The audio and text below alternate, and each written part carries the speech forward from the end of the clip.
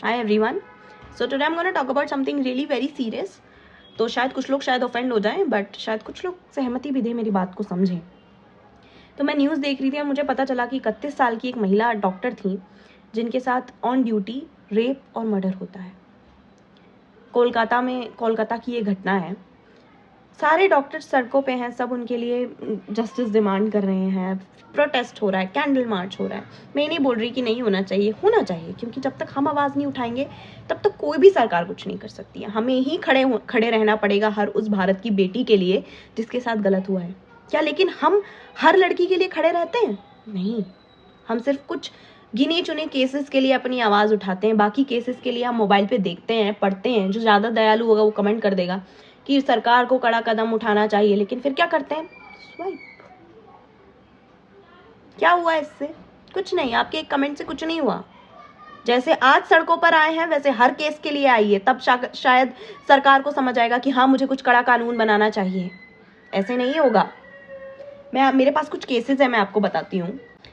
First case तो मणिपुर का है, जहाँ 2 औरतों को नग्न अवस्था में सड़कों पर घुमाया जाता है, उनके साथ अश्लीलता की जाती है, उनके साथ व्यवहार किया जाता है, जो शायद मैं अभी आपको बताऊंगी तो आपकी आत्मा कांप जाएगी।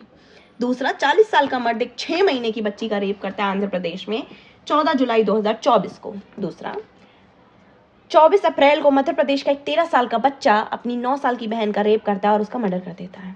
उत्तराखंड में जुलाई 30 को 33 साल की तस्लीम जहान, जो कि एक नर्स थी, उनका रेप किया जाता है और उनका मर्डर किया जाता है। 24 जून 2024 बीजेपी लीडर और उनकी गैंग ने एक 13 साल की बच्ची का गैंग रेप किया। 2020 में 32 साल के पुलिस सब इंस्पेक्टर ने 25 साल की महिला का रेप किया, जो कि उसके ही थाने में फीमेल पुलिस कांस्टेबल थी। Last but not the least, ये सबको पता है, Spanish women gang raped in Dumka district of Jharkhand by 7 men। अब ये सबको इसलिए पता है क्योंकि उस औरत ने बकायदा एक यूट्यूब वीडियो बनाया था अपनी कहानी बताते हुए, और उसके कमेंट के नीचे हम इंडियंस ने लिखा था कि शायद तुमने कपड़े गलत पहने होंगे, शायद तुमने अपीलिंग कपड़े पहने होंगे। 6 महीने की बच्ची ने क्या अपीलिंग कपड़े पहने थे? एक फ्रॉक पहनी थी, क्या अपील कर रही थी वो? या मुझे एक बात बताओ कि जब हम सिर्फ कुछ केसेस के लिए आवाज़ उठाते हैं, क्या ये सारे केसेस जो हुए हैं ये कंसेंट के साथ हुए हैं? जो हमने इनके लिए आवाज़ नहीं उठाई, हमने कोई कदम नहीं उठाया, ये सब कंसेंट है? 6 महीने की बच्ची ने क्या कंसेंट दिया होगा? 13 साल की बच्ची ने क्या कंसेंट दिया होगा? आवाज उठानी है, सबके लिए उठाओ। हर वो महिला जस्टिस डिजर्व करती है जिसके साथ ये होता है। हमारे भारत में अगर आप सड़क पे जाओगे, 10 औरतों से पूछोगे कि कभी आपके साथ कुछ गलत हुआ है, 9 औरतें बोलेंगी कि हाँ, एक ऐसा पॉइंट लाइफ में मेरे जरूर आया है जब मैं सड़क पे चल रही हूँ, मुझे अनकंफर्टेबल फील हो रहा है, मुझे डर लग रहा है कि अब मेरा क्या होगा, या मेरे साथ कभी छेड़खानी हुई है, कभी किसी मर्द ने मेरा पीछा किया है। ये जो मैं आज लाई हुई सिर्फ 7 केसेस हैं। ऐसे कई सारे केसेस हैं जो हमारी नज़र से बच चुके हैं, जिनको मैं लिखने बैठूंगी तो शायद सुबह से शाम हो जाएगी। हर 20 मिनट में तो केस हो रहे हैं। पता है, हमारे पड़ोस में भी हो जाता है ना, तो हम लोगों की सोच कैसी जाती है कि यार वो लड़की खराब थी, छोटे कपड़े पहन के रात रात भर घूमती थी, उसका ना लड़कों से बहुत मेल मिलाप था, लड़कों से बहुत बातें करती थी, उसका बॉयफ्रेंड था, इसीलिए ऐसा हो गया। क्यों? बॉयफ्रेंड होता है तो दूसरों को कंसेंट मिल जाता है कि इसके साथ रेप करना है। क्यों हम सिर्फ कुछ केसेस के लिए ही आवाज उठाते हैं? क्यों सिर्फ हमें कुछ केसेस के लिए ही बुरा लगता है? ये सारे केसेस के लिए बुरा नहीं लगता है आपको? 6 महीने की बच्ची की क्या गलती थी?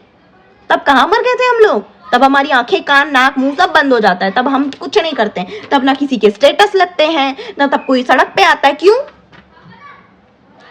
इस देश की हर एक महिला जस्टिस डिजर्व करती है जिसके साथ गलत होता है। हर एक महिला वो सेफ्टी डिजर्व करती है कि वो सड़क पर अगर चल रही है अकेली तो उसे कोई छेड़े ना, कोई इसको आंख उठा के ना देखे। और मैं एक लड़कियों को भी बात कहना चाहूंगी कि अगर कोई तुम्हारे ऊपर आंख उठा के देख रहा है ना, तो उसकी आंखें फोड़ने का दम रखो। जब तक हम लोग अपनी कमजोरी दिखाएंगे ना, तो ये हमारी कमजोरी का फायदा उठाते रहेंगे। स्ट्रांग बनो, अपनी रक्षा करना खुद सीखो। माँ दुर्गा कहते हैं तुम्हें यार, माँ दुर्गा है हम, माँ दुर्गा का अंश है हम में।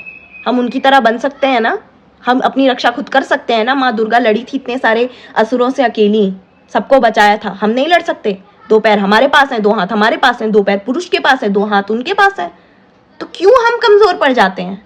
एट दी एंड मैं बस इतना कहना चाहूंगी कि हर एक देश की बेटी के लिए आवाज उठाइए, क्योंकि जब तक हम आवाज नहीं उठाएंगे तब तक कोई सरकार कुछ नहीं करने वाली है।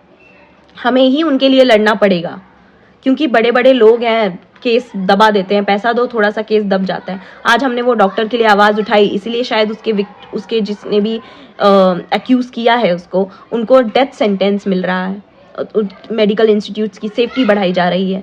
ऐसे ही हमें सबके लिए आवाज़ उठानी पड़ेगी, हर उस देश की बेटी के लिए जिसके साथ देश ने गद्दारी की है, जिसकी आबरू पर देश ने हाथ डाला है, उस सबको जस्टिस मिलना चाहिए। तो कृपया जब आपके पास ऐसी न्यूज़ें आएँ तो उसको दूसरों को बताइए, ताकि लोग जागरूक हों इसके प्रति, लोगों को पता चले कि इस देश में हो क्या रहा है, लोग आवाज़ उठाएं उस चीज़ के लिए। कृपया इग्नोर मत करिए उसको, सबको जस्टिस मिलना बहुत ज़रूरी है।